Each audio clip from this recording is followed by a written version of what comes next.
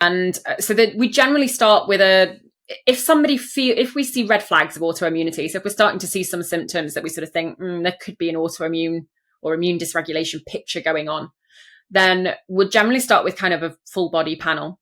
So we'll look at obviously there's lots of different things that could flag up. So we'll look to see, is there any autoimmunity flagging up in the brain, in the joints, all different, in the liver, all different sort of areas of the body, and it will assess everything.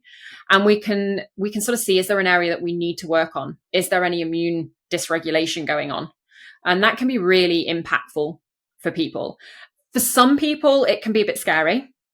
There's a lot of people, particularly if they're going down that autoimmune path, they've maybe been passed around lots of different doctors. They don't know what's going on with them. Quite often with the autoimmune picture, we get that period where, people don't get answers. I certainly went through that. It took me 15 years to get a diagnosis.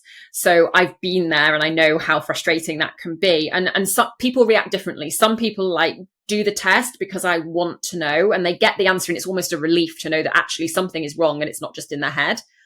Other people are sort of so exhausted with being tested and checked that it kind of scares them when something comes up. So I think people do react differently, and some people want to do it, but it's very much a preventative picture. So I always say to people, this is really jumping in early.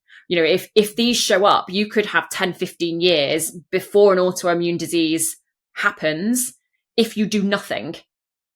If you actually then in that 10, 15 years work on your health, that 10, 15 years may become 30, 40, 50 years. It may never happen. So it's a good thing to know.